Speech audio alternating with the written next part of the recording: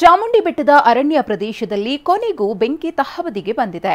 ನಿನ್ನೆಯಿಂದ ಧಗಧಗ ಅಂತಿದ್ದ ಅಗ್ನಿದೇವ 30 ಎಕರೆಯಷ್ಟು ಪ್ರದೇಶವನ್ನ ನುಂಗು ಹಾಕಿದ್ದಾನೆ. ಇನ್ನು ಡಾಲಿ ಮದುವೆಗೆ ಹಾಕಲಾಗಿದ್ದ ಸೆಟ್ ಪಕ್ಕದಲ್ಲೂ ಬೆಂಕಿ ಅವಘಡ ಸಂಭವಿಸಿದೆ.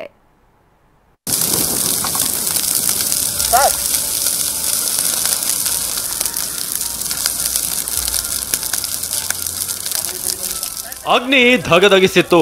ಚಾಮುಂಡಿ ಬೆಟ್ಟ ಅರಣ್ಯ ಪ್ರದೇಶ ಹೊತ್ತಿ ಉರಿದಿತ್ತು.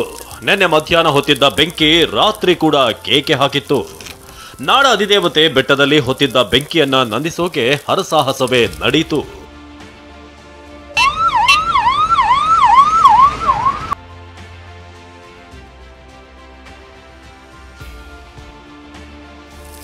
ಮೈಸೂರಿನ ಚಾಮುಂಡಿ ಬೆಟ್ಟದಲ್ಲಿ ಹೊತ್ತಿಕೊಂಡಿದ್ದ ಬೆಂಕಿ ಆತಂಕ ಹುಟ್ಟಿಸಿತ್ತು. ನಿನ್ನೆ ಮಧ್ಯಾಹ್ನ ಉತ್ತನಹಳ್ಳಿ ಭಾಗದಲ್ಲಿ ಹೊತ್ತಿದ್ದ ಬೆಂಕಿ ಸಂಜೆ ಹೊತ್ತಿಗೆ ತಣ್ಣಗಾಗಿತ್ತು. ಆದರೆ ರಾತ್ರಿ ವೇಳೆ ಮತ್ತೆ ಕೆಲವೆಡೆ ಬೆಂಕಿ ಧಗಧಗಿಸಿತ್ತು. ಬೆಂಕಿ ಕೆನ್ನಾಲಿಗೆಗೆ ಸುಮಾರು 30 ಎಕರೆಯಷ್ಟು ಪ್ರದೇಶ ಸುಟ್ಟು ಕರಕಲಾಗಿತ್ತು. ಈ ಬೆಂಕಿ ನಡುವೆ 2 ಚಿರತೆ ಮರಿಗಳು ಎಸ್ಕೇಪ್ ಆಗಿವೆ. ಅರಣ್ಯ ಇಲಾಖೆ ಅಧಿಕಾರಿಗಳ ಕ್ಯಾಮೆರಾದಲ್ಲಿ ದೃಶ್ಯ ಸೆರೆಯಾಗಿದೆ. ಇನ್ನು ರಾತ್ರಿಯೆಲ್ಲ ಉರಿದ ಬೆಂಕಿ ಬೆಳಗ್ಗೆ ಮಂಜಿನಿಂದಾಗಿ ತಣ್ಣಗಾಯಿತು. ಇನ್ನು ಇವತ್ತು ಮಧ್ಯಾಹ್ನ ಕೂಡ ಬೆಟ್ಟದ ಬಳಿ ಮತ್ತೊಂದು ಕಡೆ ಬೆಂಕಿ ಹೊತ್ತಿತ್ತು. ಕೂಡಲೇ ಅರಣ್ಯ ಅಧಿಕಾರಿಗಳು ಬೆಂಕಿ ನಂದಿಸಿದ್ದಾರೆ.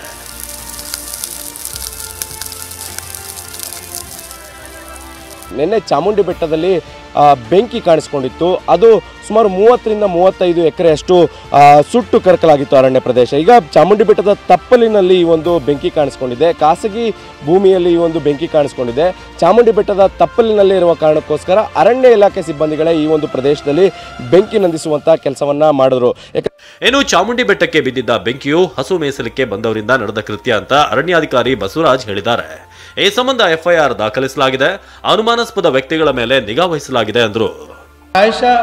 ನಮ್ಮ ಅನುಮಾನ ಇರ್ತಕ್ಕಂಥದ್ದು ಯಾರು ದನ ಮೇಯಿಸಲಿಕ್ಕೆ ಬರ್ತಕ್ಕಂಥವ್ರು 2 ಭಾಗದಲ್ಲಿ ಬೆಂಕಿಯನ್ನು ಕೊಟ್ಟಿರ್ತಕ್ಕಂಥದ್ದು ನಮಗೆ ತನಿಖೆಯಿಂದ ಗೊತ್ತಾಗಿದೆ. ಅಲ್ಲಿ ನಾವೀಗ ಕೆಲವ್ರ ಮೇಲೆ ಒಂದು ಅನುಮಾನವನ್ನು ಮತ್ತು ಅವ್ರ ಮೇಲೆ ಒಂದು ಕಣ್ಣನ್ನು ಇಟ್ಟಿದ್ದೀವಿ. ಅಲ್ಲಿ ಟವರ್ ಡಂಪ್ ಅನಲೈಸಿಸನ್ನು ಕೂಡ ಮಾಡಿ ಅಲ್ಲಿ ಯಾರು ಆ್ಯಕ್ಟಿವ್ ಆಗಿ ಓಡಾಡ್ತಾ ಇದ್ರು ಇಡೀ ದಿನ ಆ ನಂಬರ್ಗಳನ್ನು ಕೂಡ ಅನಲೈಸ್ ಮಾಡ್ತಕ್ಕಂಥ ಕೆಲಸವನ್ನು ಮಾಡಿದ್ದೀವಿ. ಈ ಒಂದು ಪ್ರಕರಣಕ್ಕೆ ಸಂಬಂಧಪಟ್ಟ ಹಾಗೆ ಒಂದು ಎಫ್ಐಆರ್ ಅನ್ನು ಕೂಡ ರಿಜಿಸ್ಟರ್ ಮಾಡಲಾಗಿದೆ. ಇದು ಒಂದ್ ಕಡೆ ಆದ್ರೆ ನಟ ಡಾಲಿ ಧನಂಜಯ ಮದುವೆ ನಡೆದ ವಸ್ತು ಪ್ರದರ್ಶನ ಆವರಣದ ಪಕ್ಕವೂ ಕೂಡ ಬೆಂಕಿ ಹೊತ್ತಿತ್ತು. ಮದುವೆಯ ಬಳಿಕ ಎಸೆದಿರುವ ತ್ಯಾಜ್ಯಕ್ಕೆ ಬೆಂಕಿ ಬಿದ್ದಿದ್ದು ಅನೇಕ ವಸ್ತುಗಳು ಸುಟ್ಟು ಭಸ್ಮವಾದವು.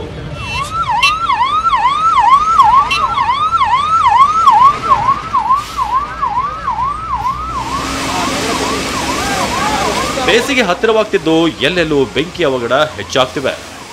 Bureau report, ಟಿವಿ9.